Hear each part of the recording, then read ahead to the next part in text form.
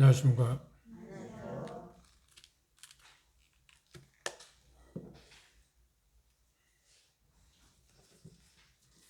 로마서 8장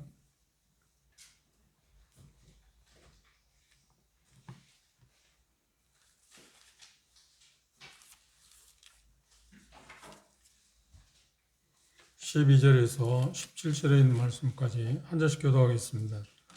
로마서 8장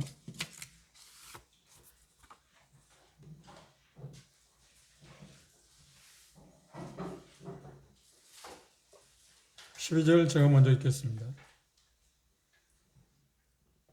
그러므로 형제들아 우리가 빚진 자로 돼 육신에게 져서 육신대로 살 것이 아니라 너희가 육신대로 살면 반드시 죽을 것이되 영으로서 몸의 행실을 죽이면 살리니 무릇 하나님의 영으로 인도를 받는 그들은 곧 하나님의 아들들이라.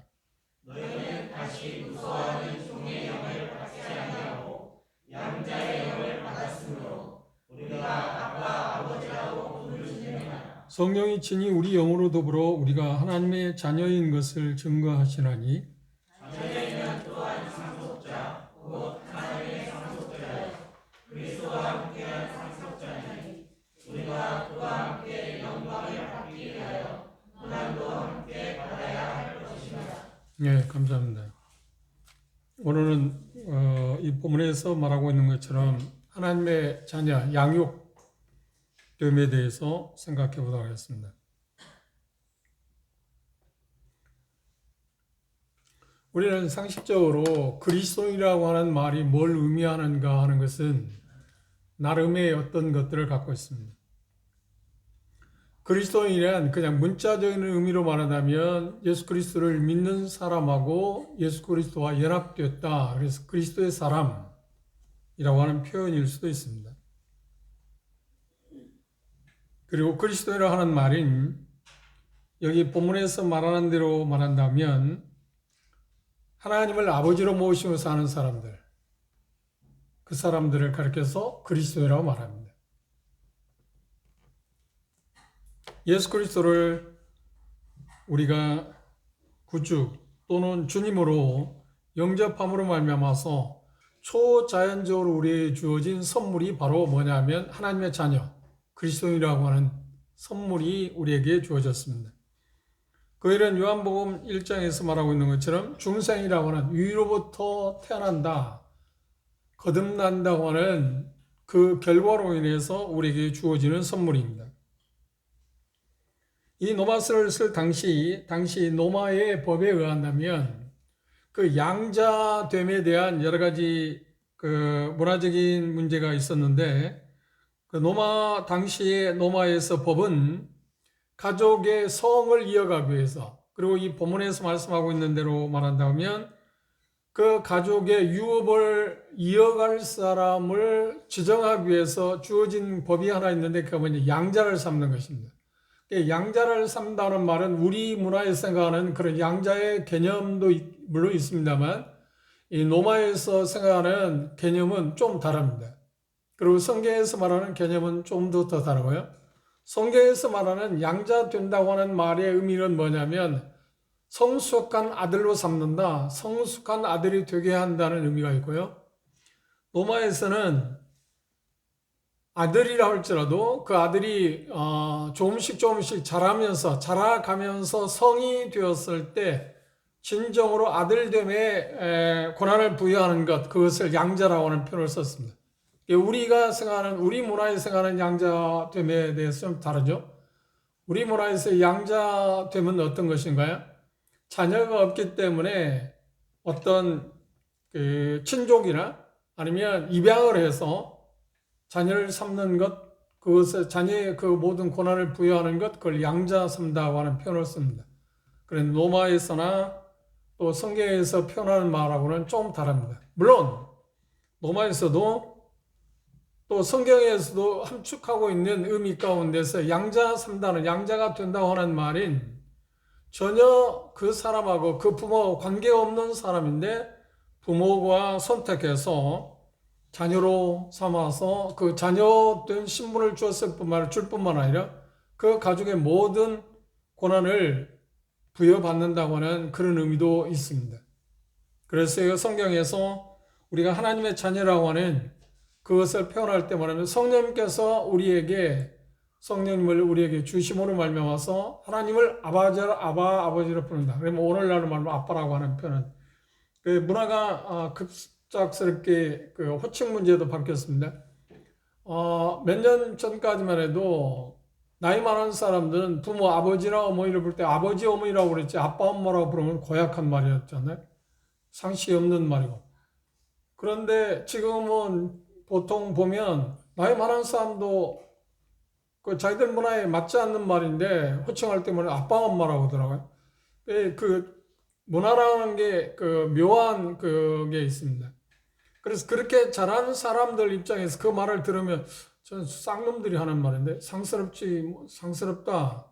그렇죠? 덕스럽지 못한 표현이라고 생각하는데 요즘에 와서는 뭐 나이가 많든 적든 간에 그냥 자기 아버지 어머니를 향해서 아버지라고 않고 아빠라고 하고 어머니를 향해서 엄마라고 하는데 그렇게 부르는데 종종 가끔 어떤 드라마를 보면 그런 나이 많은 사람들이 자기 부모를 향해서 그렇게 부르는 모습을 보면 제 마음 가운데 문화적인 충격을 받습니다. 왜 저렇게 아이들이 아빠 엄마라고 부르는 것은 뭐 별 문제가 없다는 바도 문화적인 문제가 없는데 충격을 안 받는데 나이 많은 사람들이 부모를 향해서 아빠 엄마라고 부르는 것은 좀 제게 있어서는 문화적인 충격입니다. 근데 시간이 가면 그것이 자연스러울 거라고 생각하긴 합니다만 그럼에도 불구하고 제 문화에 있어서는 아직도 그게 대단히 좀 이질적인 그런 기분을 듭니다만은 근데 이 본문 말씀에서 성령님께서 우리에게 성령을 통해서 하나님을 아빠라고 부르게 하신다. 아버지라고 부르게 하신다고 표기하고 있습니다. 아빠 그렇죠? 이 표현 가운데 아버지라 부르게 하신다. 그래서 그 말은 뭐냐면 성숙한 자녀로 생각한다. 부름을 받게 됐다. 양자의 영을 우리에게 주셨다고 하는 이야기를 합니다. 우리는 본질적으로 죄로 말미암아서 하나님과 아무런 관계도 없었고 하나님으로부터 어떤 유업, 하나님으로부터 어떤 복, 그 특혜 그것들을 받을 수 있는 자격이 없었습니다. 외인이었으니까 특히 우리 이방인들로서 그런데 이제 예수 그리스도의 구속으로 말미암아 그걸 믿는 그 믿음을 통해서 우리가 하나님의 자녀라고는 신분을 얻게 되었습니다. 그것을 성경에서는 뭐 거듭난다 또 중생이라는 표현을 쓰기도 합니다만 그런 방법을 통해서 선물로 우리가 하나님의 아들이라고 하는 양자라고 하는 양자의 영을 받았다. 그런데 양자의 영이라고 표현할 때 성경에서 표현한 말은 성숙한 아들로 간주한다. 그런데 이 말이 왜 쓰여지냐 다음 말씀에 보면 아이들에게 우리 문화는 좀 차이가 있습니다. 로마의 그 범법은 민법은 자녀들이라고 해서 부모들이 갖고 있는 유산을 다 주는 게 아니라 성숙했을 때만 성숙한 아들들에게만 자녀들에게만 그 유산을 물려주는 법이 있습니다. 그래서 여기 표현 가운데 양자역을 받았다고 하는 말은 성숙한 아들로 우리를 대우한다. 그러니까 다음 문맥에서 보고 있는 것처럼 하나님의 유업을 충분히 받아 누릴 수 있는 사람이 되겠다. 그 표현을 뭐라고 하냐면 양자의 영을 받았다고 그렇게 표현합니다. 그 문자 문맥을 여러분들이 좀 생각하시면 도움이 될 거라 생각합니다. 하나님께서 그리스도에게 주신 바 양자의 영을 주셨는데 양자의 영을 주셨을 때 여기 표현하고 있는 것처럼 영으로 하나님의 성령님으로 말미암아서 뭐라고 그러냐면 하나님의 아들이라고 했을 뿐만 아니라 무서워하는 종의 영을 받지 아니하고 양자의 영을 받았다. 그래서 하나님을 뭐라고 부른다고요? 아버지라 부른다. 아버지라고 부른다고 이야기했습니다. 여러분도 똑같은 그런 그 경험을 갖고 돌이켜보면 그 순간이 인생의 최고의 감격스러운 시간이었다고 그렇게 공감할 것입니다. 그게 뭐냐면 언젠가 복음을 듣고 예수 그리스도를 믿게 되었을 때 성령을 통해서 계시된 말씀을 통해서 예수 그리스도를 믿게 되었을 때 우리 마음 가운데 자동적으로 자연스럽게 성령을 통해서 뭐라고 부르짖게 되냐면 하나님을 향해서 아버지라고 부르게 됩니다. 그 순간이야말로 제게 있어서 아마 여러분에게 똑같아 최고의 감격스러운 순간입니다. 감히 하나님을 해서 아버지라 부른다? 이것처럼 영광스러운 일이 어디 있나요? 그것을 지금 이야기하고 있어요. 성령님을 통해서 하나님을 아버지라 부른다. 아버지라고 부르고 호칭할 뿐만 아니라 그렇게 섬긴다고 하는 이야기입니다. 그것에 대한 의미가 우리에게 주어지는 가운데 첫째가 뭐냐면 새로운 관계가 시작되었다는 겁니다. 그분을 아버지라 부른다는 말은 새로운 관계가 시작되었다는 말 아닌가요? 새로운 관계의 시작을 뭐라고 표현했나요? 그분을 향해서 부모, 아버지라 부르고 또 그분과 관계에서 우리는 자녀가 되었다고 하는 말입니다. 부모와 자녀의 관계가 되게 된 것이 바로 이 양자형을 받음으로 말미암아서 하나님의 자녀가 되는 그런 일로 말하는 새로운 관계가 우리에게 조성되었다고 이야기합니다. 구약에서는 이스라엘 백성들이 하나님의 백성이라고 하는 쪽에 그런 혜택을 받았지 하나님의 자녀라고 하는 혜택을 받지는 않았습니다. 백성, 하나님의 백성 그런 표기를 했습니다. 그러나 신약에 와서는 가족적인 관계에서 아버지와 자녀라고 하는 관계로 바뀌었습니다. 이게 특별한 관계입니다. 그러니까 예수 그리스도를 믿게 되었을 때 성령께서 우리 영과 더불어서 그분을 아버지라고 부르게 되었다는 것은 가족이 되었다는 말이에요. 가족이 되었다. 새로운 관계가 시작되었다는 말이에요. 누구로 말미암아서? 지금 이야기하고 있는 성령님으로 말미암아서 그게 시작되었다는 말이에요. 왜 로마서 8장 지금 본문에서 이야기하는 부분을 바울 사도는 지금 뜻밖의 성화의 과정을 이야기하다가 성령을 통해서 우리가 하나님의 자녀가 되어 양자의 영을 받게 되었다고 하는 것을 말하고 있을까? 성화의 과정과는 지금 뭔가 다른 쪽의 표현같이 보여집니다. 아닙니다. 그 중요한 이야기를 지금 하기 위해서 그 표현하고 있습니다. 그 말은 무슨 말이냐면 새로운 관계가 시작되었기 때문에 새로운 관계 주체 되시는 그 성령님께서 우리를 인도하실 거고 그분의 인도를 받게 되면 자연스럽게 뭐라고요? 하나님의 가족의 한 사람으로서 가족다운 삶을 살 거다. 자녀다운 삶을 살 거다. 자녀와 아버지라고는 하나님과의 관계에서 가장 밀접한 아름다운 관계를 계속 지속적으로 살아가게 될 거다. 누구로 말미암아서? 아버지라 부르게 하신 성령님으로 말미암아서 그 성령님께서 우리 안에 내주하심으로 말미암아서 하나님을 아버지로 섬기는 사람들의 삶을 합당하게 삶을 살게 하실 거라는 것을 말하기 위해서 지금 여기 처음 우리의 경험 가운데 성령님께서 우리 안에서 그분을 하나님을 향해서 아버지라 부르게 하셨다고 양자형을 받게 하셨다는 것을 이야기하고 있습니다.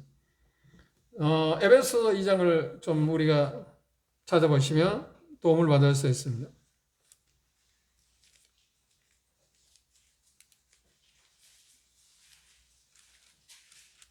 에베소 2장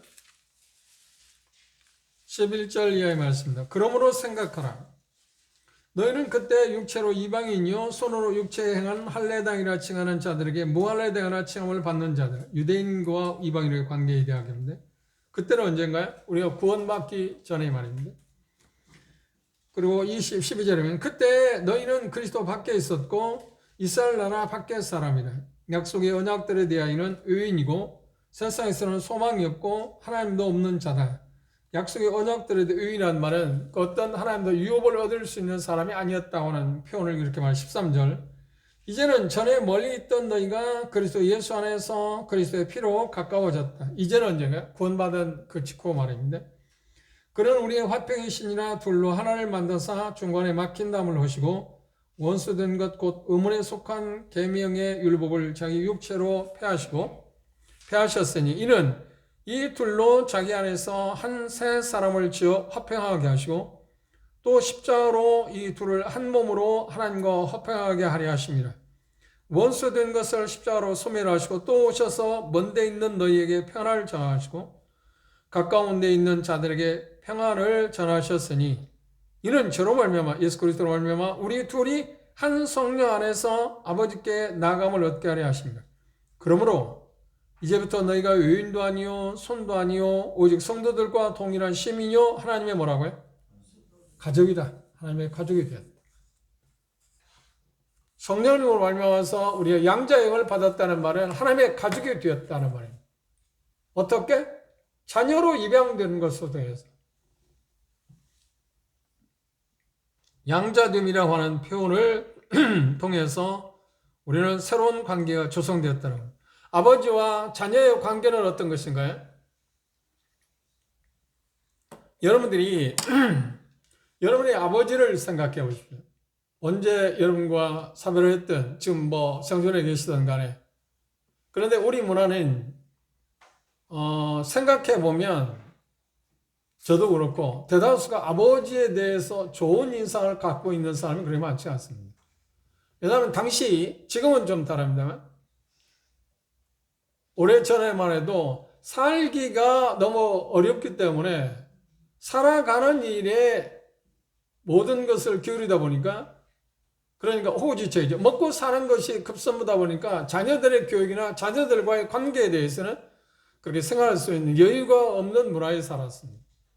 그러다 보니까 아버지로부터 어떤 혜택을, 좋은 인상, 그걸 받고 자란 사람들은 그렇게 많지 않습니다. 그런데 요즘 아이들은 대단히 그런 면에서 참 행복하겠죠? 좋겠죠? 훌륭한 부모들 밑에서, 그러니까 훌륭한 부모들이란 말은 무슨 말이냐면, 제가 표현하는 거 의미는 뭐냐면, 자녀들을 참 사랑하고 돌보는, 그리고 가까이 하는, 그리고 여러 면에서 볼살피는 그런 부모들 밑에서 자라고 있는 자녀들에 대해서 이야기합니다. 물론 오늘날에도 그런 혜택을 누리고 있는 자녀들이 그렇게 많지는 않습니다. 그렇죠? 그런데 일반적으로 우리는 우리의 아버지를 생각하면, 우리들의 아버지를 생각하면 그런 좋은 인상을 갖고 있는 그런 아버지가 그렇게 많지는 않습니다. 그러다 보니까 은연중에 하나님에 대해서 생각할 때 하나님을 아버지라고 부르면서 소칭하면서도 하나님에 대해서 어떤 인상이 있냐면, 그 인간관계 오랫동안 전에 내려오던 그 누렸던 세속되어 있던 그런 문화 때문에 아버지 하나님에 대한 인상도 그렇게 잘못 생각하는 경우가 있어요. 오해하고 곡해하는 경우가 있어요. 왜냐하면 내가 보았던 그 아버지가 하나님도 그런 분이 아닌가 하는 생각이, 좋은 모습을 많이 봤으면 하나님 아버지라는 말을 생각할 때마다 좋은 어떤 것들을 생각하기 쉽습니다만, 부정적인 게 많다 보니까 하나님 아버지에 대해서도 그렇게 썩 좋지 아니한 그런 생각을 우리가 언뜻 갖게 되고 품을 수 있습니다. 그리고 문득문득 그런 부정적인 것들이 떠오를 수 있습니다.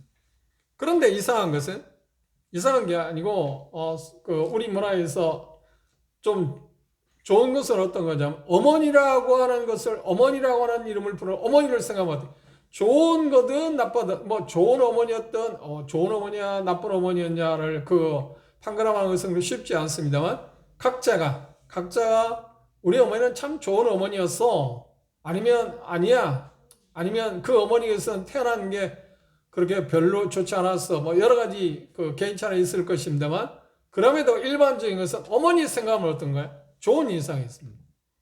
왜 그럴까요?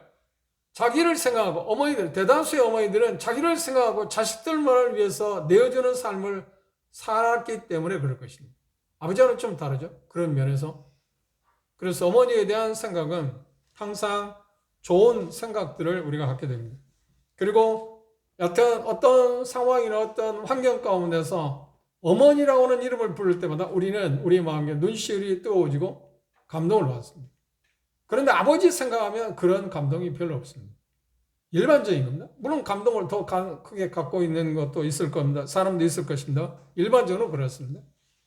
그런 혜택, 그런 것을 우리가 누리고 살지 못했기 때문일 수도 있다. 그러다 보니까 하나님, 그분을 아버지라고 부르는 일에 있어서도 그 부정적인 것들이 조금은 작용할 수 있습니다. 그런데 성경에서 말하는 아버지 하나님 아버지라고 부를 때 그 아버지는 어떤 분인가요? 그렇죠. 우리를 자신을 위해서 모든 것을 내어주신 거예요. 그리고 이사야 선지자가 그렇게 한 것처럼, 심지어 어머니가 자기 자식을 아끼고 사랑하고 모든 것을 내어주는 것보다도 하나님은 우리를 더 사랑하시다. 애지중지한다. 새로운 관계 가운데 빼놓을 수 없는 것이 뭐냐면 그분을 아버지로 섬기게 될 때 그분을 아버지라고 부르는 사람과 자녀의 관계에서 빼놓을 수 없는 것이 뭔가? 그분은 우리를 사랑하시는 거예요. 그분이 우리를 사랑한다는 것은 뭘로 알 수 있나요? 다음에 우리가 생각해 볼 수 있을 겁니다만 그 아들을 내어주면서까지 우리를 사랑하셨다. 우리가 이미 공부한 것이라 로마서 5장에서 말한 거예요. 그분은 우리에 대한 사랑을 그 아들 된 예수 그리스도의 희생을 통해서 우리의 사랑을 나타내고 우리를 사랑한 사랑을 나타내. 세상에 그런 사랑이 어디 있나요? 바로 그런 사랑을 우리가 아버지의 하나님이라고 부르는 그분에게서 그 사랑을 받았습니다. 그 사랑을 시작으로 해서 그분은 아버지이신 하나님은 우리의 모든 필요를 공급하십니다. 그리고 신실하게 우리의 필요에 대해서 공급자이실 뿐만 아니라 모든 면을 하나님의 가장 선하고 아름다운 뜻에 따라서 최고의 것을 우리에게 주시기를 원하고 그 목표를 향해서 우리를 계속 양육해 가고 계십니다. 다스리고 돌보고 계십니다. 그런 것들을 우리가 다 설명할 수 없습니다만 그럼에도 그런 거 아울러서 또 대단히 중요한 가운데 하나가 빼놓을 수 없는 게 뭐냐면 그분은 우리를 대단히 존중히 여기십니다. 참 이게 이 세상의 아버지들하고 좀 다른 점입니다. 물론 세상의 훌륭한 아버지들은 자녀들을 대단히 존중히 여기는 사람이 있습니다. 존귀하게 생각하는 사람이 있습니다. 그러니까 존귀하게 생각한다는 바 자랑한다는 말은 좀 다릅니다. 자기 자식을 사람들에게 자랑을 할 수는 있습니다. 자랑하는 부모들이 있습니다. 그런데 그 자식을 존귀하게 여기는 사람들은 그렇게 많지가 흔하지는 않습니다. 그런데 하나님은 우리를 자랑할 뿐만 아니라 존귀하게 생각합니다. 왜 그럴까요? 이유는 뭘까요? 뭔가 잘하고 잘못하고 그것 때문인가? 아니요. 그게 아니에요. 그냥 자녀라고는 신분 때문이었어요. 왜 자녀라는 신분 때문에 우리를 귀하게 생각하는가요? 그분 자신의 생명을 주고 우리를 샀기 때문에. 그럼 이 세상에 그 어떤 것하고도 바꿀 수가 없습니다. 자녀라고 하면 곧 그분에게 있어서 아버지에게 있어 하나님 아버지에게 있어는 뭐냐면 내 생명을 주고 산 자들이다. 이 의미를 우리가 생각하고 음미하면 정말 우리가 감격할 수밖에 없습니다. 그리고 그분을 사랑할 수밖에 없습니다. 그리고 그분의 말씀에 대해서 우리가 순종하고 복종할 수밖에 없습니다. 우리가 하나님에 대해서 잘못된 태도나 태도를 보여주는 것, 불순종한다든지 하는 이유가 뭐냐면 그분의 사랑을 우리가 분별하지 못하기 때문에 미처 그분의 사랑을 충분히 우리 마음 가운데 담지 못하기 때문에 기억하지 못하고 생각하지 못하기 때문에 그런 것이라고 해도 과언이 아닙니다. 그분은 우리와 같은 몸을 입고 그걸 성육신이라고 합니다. 몸을 입고 세상에 오셔서 우리에게 대한 그분의 모든 것을 나타내 보이셨습니다. 그것을 직접적으로 그러니까 확실하게 선명하게 보여준 게 뭔가요? 그렇습니다. 예수의 그리스도에서 바로 세상에 오셔서 3년이라는 시간 동안에 사람들을 대하는 모습을 통해서 하나님 아버지가 우리를 어떻게 대하시는가, 어떤 모습으로 대하시는가, 우리를 어떻게 대우하시는가 하는 것을 확실하게 보여주셨습니다. 복음서에서 예수님의 행적을 우리가 공부한다고 하는 말은 뭐냐면 하나님이 바로 이런 분이다 하는 것을 보이신 겁니다. 특별히 요한복음에서 그런 것을 구체적으로 예수님이 말씀하셨고 우리에게 나타내 보이셨습니다. 가장 중요한 것은 뭔가요? 그분이 자기 자신의 생명을 아끼지 않고 우리에게 내어주신 걸 통해서 우리에 대한 그 모든 것을 종합적으로 함축해서 보여주셨습니다. 우리를 보살핀다, 우리를 사랑한다, 우리 인에게 대하신다, 선하게 대하신다, 종을 주신다, 하는 모든 것들이 어디에 들어있냐면 그분의 사랑이라고 하는 것에 다 포함되어 있습니다. 이런 새로운 관계가 양자대모를 시작해서 우리에게 들어와 있습니다. 그런 혜택을 우리가 받게 되었습니다. 그것들을 어디에서 볼 수 있다고요? 세상에 계실 때 특별히 요한복음에서 예수 그리스도의 삶을 통해서 우리는 정확하게 부정할 수 없을 만큼 확실하게 우리에게 보여주셨습니다. 특별히 요한복음에서 예수님의 증거, 그분의 가르침, 행함을 통해서 하나님께서 우리에게 하나님의 양자된, 그렇죠? 자녀라고 하는 신분이 어떤 것인가 하는 것을 네 가지 의미에서 이야기했습니다. 첫째 뭐냐면 아버지의 되심을 생각할 때 그분의 권위에 대해서 우리가 부정할 수 없습니다. 하나님의 권위. 하나님을 우리가 아버지라 부른다고 하는 말에 어떤 의미가 있다? 그분의 권위를 인정해야 한다는 거예요. 그 권위는 빼놓을 수 없는 게 뭔가요? 그분이 명령하시고 우리에게 보이신 것들을 우리가 따라 살아가는 그런 그 부분이 거기에 들어 있습니다. 그것을 순종인다고 하는 표현을 할 수 있습니다. 그리고 우리가 양자, 하나님의 자녀가 되었을 때 우리가 그분을 하나님을 아버지라 부를 때 우리에게 주어지는 가운데 빼놓을 수 없는 것이면 교제가 있습니다. 삶을 같이 나누는 것입니다.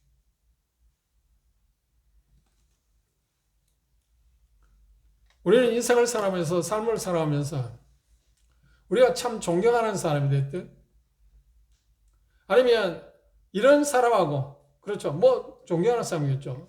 뭐 대단히 유능한 사람이 될 수 있고 유능한 사람이냐 그 사람의 인격하고는 좀 다를 수 있습니다. 그렇죠? 그런데 오늘날 세대는 어떤 그가 뭘 할 수 있느냐 하는 것, 그런 유능한 힘이 있느냐 없느냐 갖고 그 사람을 평가합니다만 성경적인 것은 뭐냐면 그 사람의 됨됨에 대해서 언급합니다. 그런데 우리는 그 전자처럼 어떤 그 사람의 능력을 생각하고 그 사람의 유대성을 측정하다 보니까 그런 사람하고 함께 하기를 원합니다. 힘 있는 사람. 그런데 성경적인 것은 뭐냐면 참 인격적으로 완전한 사람, 인격적으로 정말 훌륭한 사람하고 함께하고자 하는 그런 마음이 우리에게 선행돼요. 먼저 돼야 합니다. 그런 사람을 우리가 찾게 될 때 함께하고자 하는 것을 우리가 꾸미기도 합니다. 그렇지 않나요? 그런데 여러분이 이제까지 삶을 살아오면서 그런 사람을 찾아봤나요? 찾았나요? 그리고 그런 사람과 접근할 수 있었나요? 그런 사람이 혹시 있다 할지라도 우리가 접근할 수 있나요? 아니, 접근하기 어렵습니다.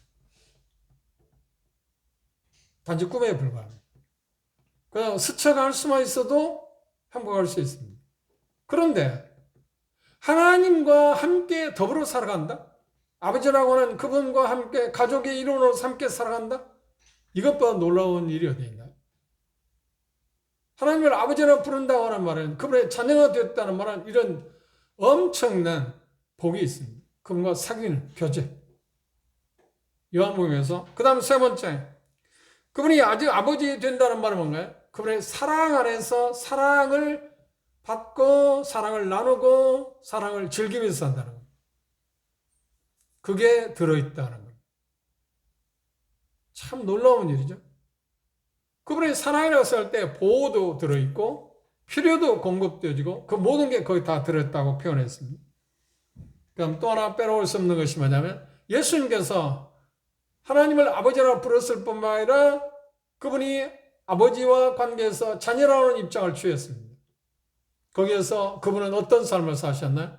하나님의 아버지의 영광만을 위해 살았습니다. 우리가 하나님을 아버지라 부를 때 하나님과 우리 관계에서 우리가 그분의 자녀라고 하는 것을 생각할 때 양자교회라고 생각할 때 빼놓을 수 없는 것이 뭐냐면 그분을 영화롭게 하는 게 관계가 있습니다. 새로운 관계 가운데는 무조건 그분으로부터 어떤 혜택을 받는 것만이 아니고 그건 1차적인 거고 2차적인 건 뭔가 그걸 받았기 때문에 그분에게 뭔가 되돌려 주는 게 있어요. 그게 새로운 관계입니다.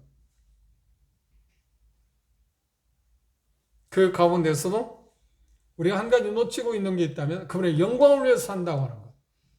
그분을 기쁘시게 하는 일을 위해서 산다고 하는 것. 그 존재 가치가 거기에 있다고 하는 것. 우리가 그것이 얼마나 커다란 복인가. 얼마나 커다란 특권인가 하는 걸 생각해 보십시오. 저번에 우리는 새로운 대통령을 하나님이 국민들의 마음을 움직여서 여튼 뽑았습니다. 그리고 인수위에서는 그분과 함께 백성을, 국민들을 섬길 수 있는 사람들을 지금 강요들을 선택했습니다. 그런데 그들 가운데, 강요로 선택된 사람들 가운데 이제 문제가 있는 사람도 있습니다. 이런저런 문제가 있어요. 그리고 이제 청문회를 하면 수많은 전혀 생각지 못한 것들이 드러나겠죠. 근데 한편으로 생각하면 어떤 사람들은 그 어떤 직을 주려고 그랬는데 그 사람이 고사했다. 이게 고사한 이유 가운데 여러 가지 있을 겁니다. 그런데 고사한 이유들 가운데 여러 가지 있지만 대다수 공통 범위가 있다면 어떤 건가요? 내 삶을 까발리기 싫다.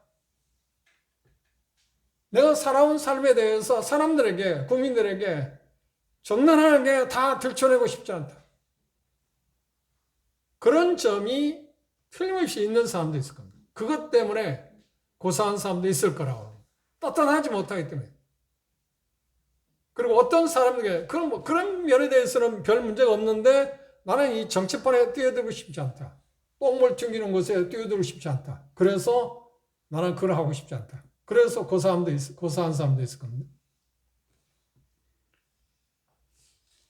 그런데 그들이 선택된다는 말은 뭘 말한가요?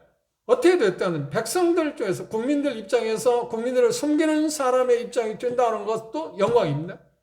그런데 더 중요한 것은 뭔가요? 새로 선출된 대통령을 섬길 수 있는 기회가 그들에게 주어졌다는 것은 엄청난 큰 특권 아닌가요? 영광 아닌가요? 그분을 섬긴다는 것은 누구를 섬긴다는 겁니다. 백성을 섬긴다는 거죠. 그분의 뜻을 쫓아서 무엇인가 하는 것, 자기에 주어진 그 부서에서 어떤 일을 총괄하는 것, 그것이 장관들이 하는 일 아닌가요? 그것에 대해서 대단히 자부심을 갖기도 하고 대다수의 사람은 어떻게 부러워하지 않나요? 나도 그런 부러움을 받을 수 있으면 얼마나 좋을까?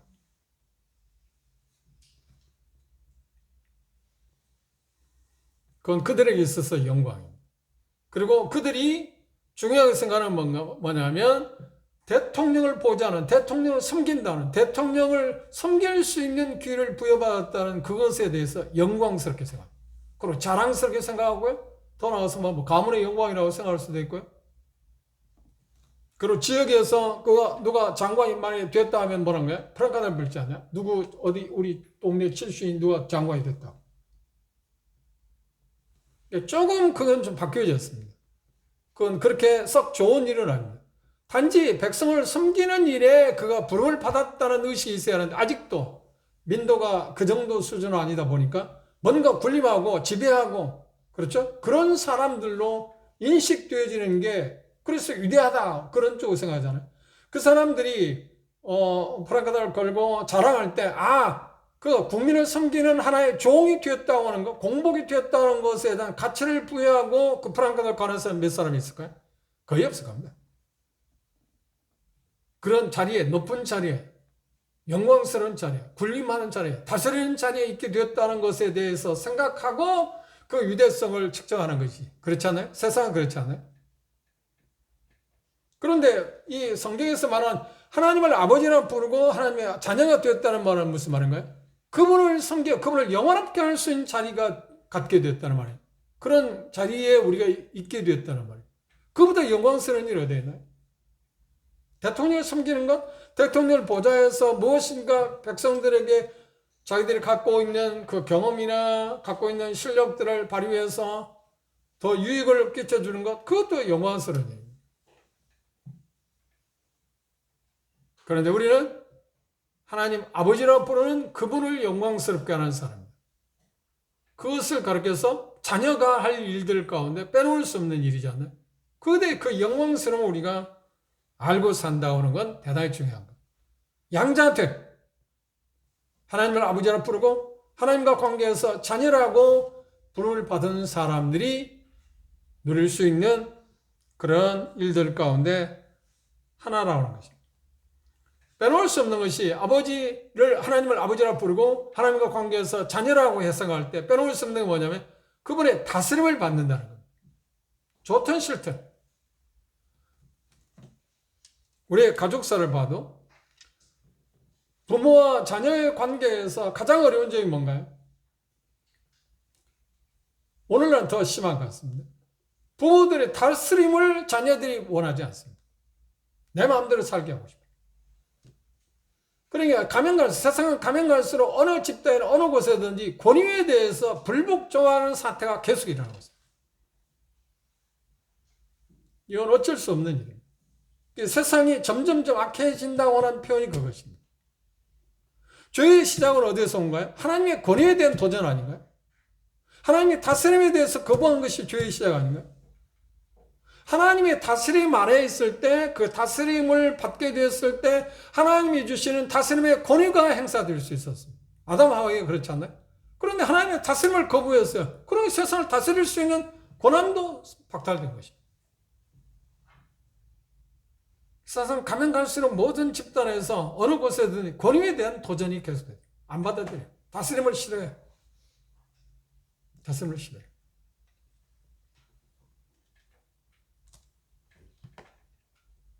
민주주의가 좋은 것도 있습니다. 그런데 나쁜 것도 있습니다. 어떤 나쁜 쪽에서 부정적인 게 있다면 어떤가요? 하나님이 주신 그 권위에 대해서 권위를 부여받는 사람들 무시해버려요. 깡그리 무시해버려요.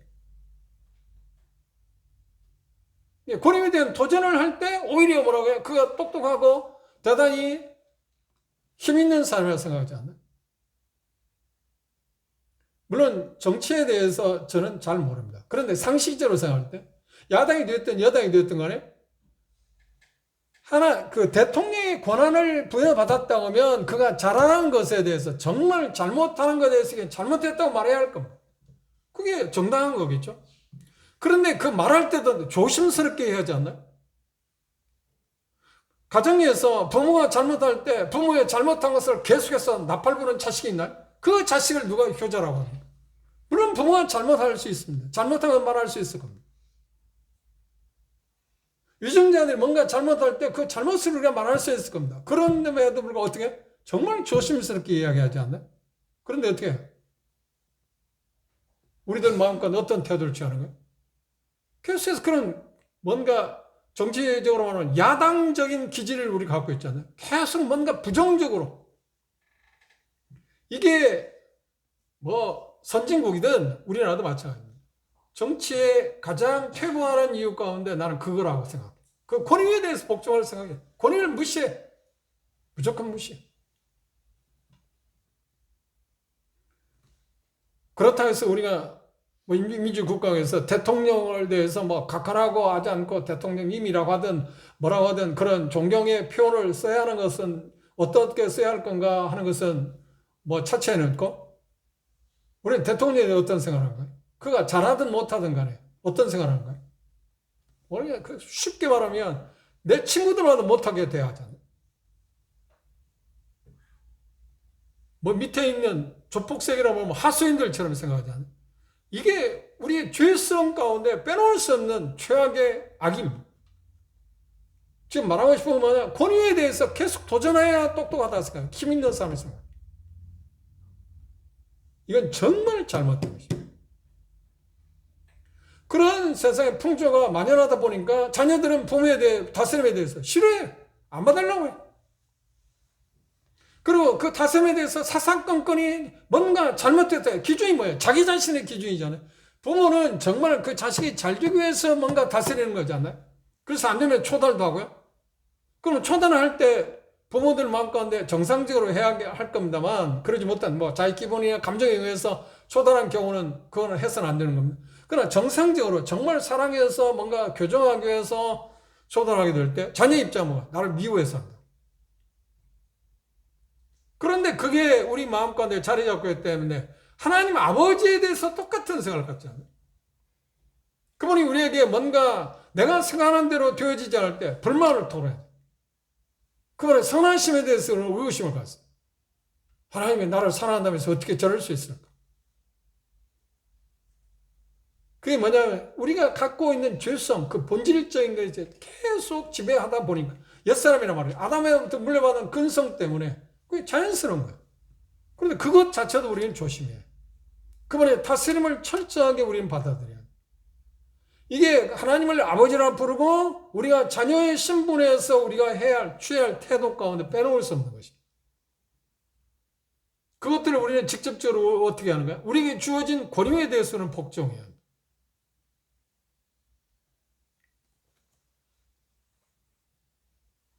이제 정권이 교체되면 새로운 분이 대통령이 됩니다.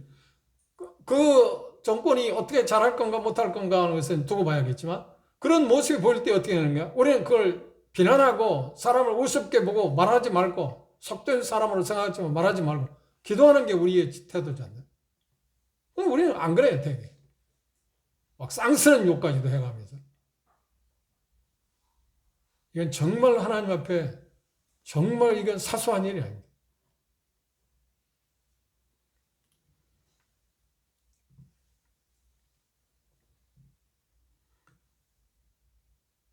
또 하나 이 시간에 생각하는 것은 양자됨의 특권. 하나님을 아버지라 부르고 하나님께서 우리를 자녀라 부르셨을 그 양자됨의 특권은 뭐가 있나요? 그것을 일반적으로 말할 때 최고의 특권이라고 해요. 최고의 특권. 그렇죠. 하나님을 아버지라 부를 수 있는 사람이 세상에 어디 있어요. 그리고 하나님께서 그분을 하나님의 자녀라고 부름을 받은 사람이 세상에 누가 있어요. 그 사람처럼 특권이 어디 있나요? 그보다 위대한 게 어디 있어요. 근데 이 시간에 그걸 한번 생각해 보세요. 우리는 쉽게 그냥 너무 당연시 하지 않나요? 하나님을 아버지라 부르는데 아버지 하나님, 아버지 하나님. 뭐 표현은 각각 다릅니다. 기도할 때 하나님 아버지라 부릅니까? 아버지 하나님이라 부릅니까? 습관 차이입니다. 근데 제가 종종 이렇게 잘 들어보면 자매님들은 형제들은 아버지 하나님이라고 부릅니다. 자녀들은 하나님 아버지라고. 사람마다 다르지만 제가 들을 때 기도를 시켜보면 기도를 동참해 보면 그런 차이가 있습니다.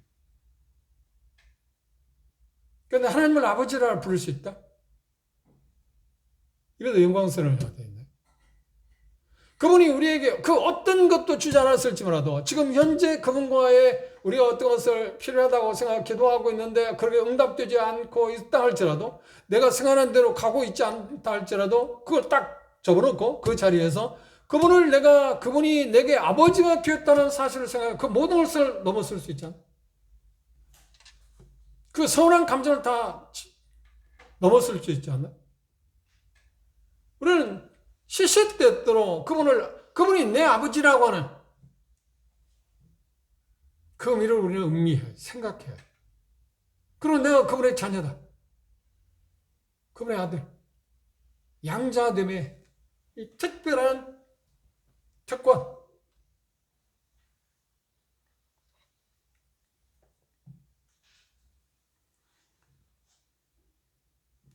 하나님께서 우리에게 주신 특권들이 많이 있는데 그 중에 하나가 뭐냐면 우리가 일반적으로 칭의라고 합니다. 의롭다함 받는 것입니다. 그건 법적인 용어입니다. 그러나 두 번째 지금 우리가 이야기하고 있는 것처럼 하나님께서 아버지시고 우리를 자녀라고 부르셨다. 아들로 부르셨다는 말은 무슨 말인가요? 그건 특권 가운데 특권인데 그건 가족의 개념에서 부르졌기 때문에 주어졌기 때문에 그건 정말 커다란 특권입니다. 칭이라고 하는 것은 율법의 관계에서 나오는 하나님을 심판자, 거기에서 우리가 벗어났다. 이제 의롭다면 심판을 받지 않게 된다는 의미에서 칭이라고 한다면 양자되면 어떤 것인가요? 사랑하는 관계에서 하나님을 아버지로 모시고 이제 가족의 개념에서 사용되어진 말입니다. 참 아름다운 말이죠. 양자됨, 자녀됨.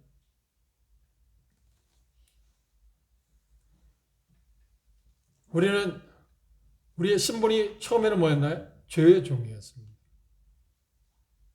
죄의 종의 결과는 뭔가? 멸망이었습니다. 그런 사람들이 이제 예수 그리스도를 믿음으로 말미암아서 하나님의 자녀가 되었습니다.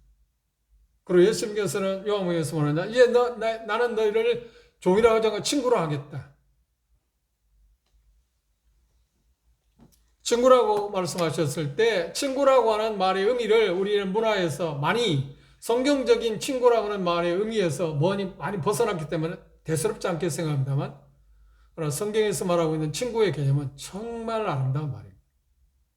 모든 것을 나눌 수 있는 사람, 모든 것을 함께하는 사람, 서로 존경하는 사람, 서로 위해주는 사람, 서로 지지해주는 사람, 어떤 어려운 가운데서도 내가 그 사람을 위해서 대변할 수 있는 사람, 그 사람 친구 아닌가요? 이제 친구에서 우리는 아들로 양자가 되었습니다. 요한복음 1장 12절에 보면 예수 그리스도를 믿는 사람들에게 이제 하나님의 아들이 되는 권세를 주셨다. 권세란 말은 뭔가요? 권위. 아니면 어떤 특권을 이야기합니다. 예수 그리스도를 믿게 되면 하나님의 아들이라는 특권을 받는다.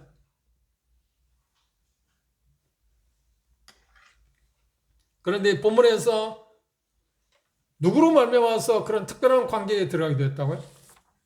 성령님을 말합니다. 성령님을 통해서. 그리고 아들됨, 양자됨의 특권 가운데 빼놓을 수 없는 게 무엇인가요? 지속되는 복입니다. 지속되는 복이라고 하는 말은 무슨 말이에요? 후반부에 오늘 본문에서 이야기한 것처럼 이렇게 표현하겠습니다. 자녀이면 17절 또한 후사, 곧 하나님의 후사예요. 그리스도와 함께하는 후사니 우리가 그와 함께 영광을 받기 위하여 고난도 함께 받을 거다. 이 후사라고 하는 말. 후사란 말은 무슨 말이에요? 기업을 받는 사람. 그 가정의 모든 것을 같이 받아서 누리는 사람. 후사.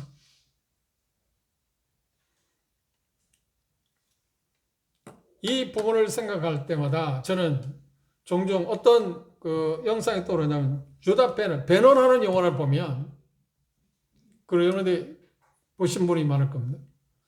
주다 베너가 노예로 팔려가서 3년 정도 노예 생활을 하다가 집으로 오면 그리스 함대하고 로마 군대가 전쟁에 붙었습니다. 제독이라고 말하겠죠. 오늘 말하면.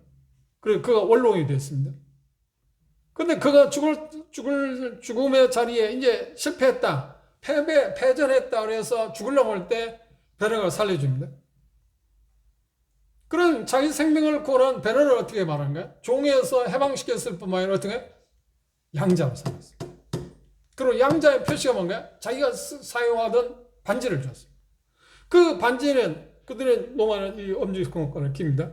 그건 뭐냐면 자기의 모든 고난, 재물이고 모든 고난, 인격, 자기 가정에 가지고 있는 그 모든 것을 베너에게 물려준다는 거예요. 그런데 그 베너의 영화 보면 그 아버지는 어떤 사람이었나요? 차후에 예루살렘의 총독으로 부임했던 빌라도의 친구입니다. 같은 원로원 출신입니다. 그래서 그 아무도 감히 베너에 대해서 함부로 할 수 없습니다. 왜요? 그 아버지가 누군가요? 원로원이. 그것도 유능한 사람입니다. 원론 중에서도 청렴 결백하고 유능한 사람입니다. 그걸 물려받았어요. 후사. 그 권세는 정말 당당합니다. 그런데 나중에는 그거 반지 되돌려 주잖아요. 나는 그 사람의 양자 되기를 싫다. 나는 한 사람의 유대인으로서 어떤 민족을 구원하는 일에 자기 자신을 쓰겠다고, 드리겠다고. 그런데 나중에 예수 그리스도의 십자가의 죽음을 통해서 그것 자체가 얼마나 어리석은 일인가를 발견하고 삶이 변화되는 그런 과정들이 화면상에 나타나는 것의 이름을 기억할 것입니다. 양자는 정말 그런 대단한 것입니다. 누구의 양자가 되느냐? 누구의 아들이 되느냐? 그런데 하나님의 아들이라니까요. 하나님의 아들이 누리는 권세. 그 무엇으로 우리가 표현할 수 있나요? 그 어떤 것으로 표현할 수 없어요.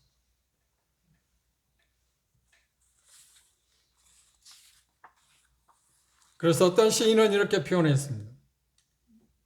오 하나님의 그 선하심을 어찌다 말하랴. 아버지 하나님, 어떤 선하심을 내게 보이셔서 여기까지 오게 하셨는가? 진노와 지옥의 자식인 내가 하나님의 자녀라 일컬음을 받은 이 복이요.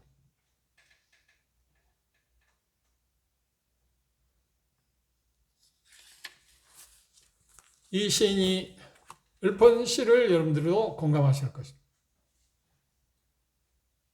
우리가 오늘 특별히 하나님의 양자됨에 대한 그 복, 그것들을 우리가 주는 의미를 우리가 다시 한번 음미합시다. 그리고 하나님께서 내 아버지가 되셨다. 그분을 처음으로 인생을 살면서 그분과 전혀 관계없이 살았다고, 그리고 그분이 어떤 분인가에 대해서 알지 못하고 살다가 복음을 듣고 나서 처음으로 영혼 깊은 곳으로부터 그 하나님을 향해서 아버지, 라고 불렀던 그 복.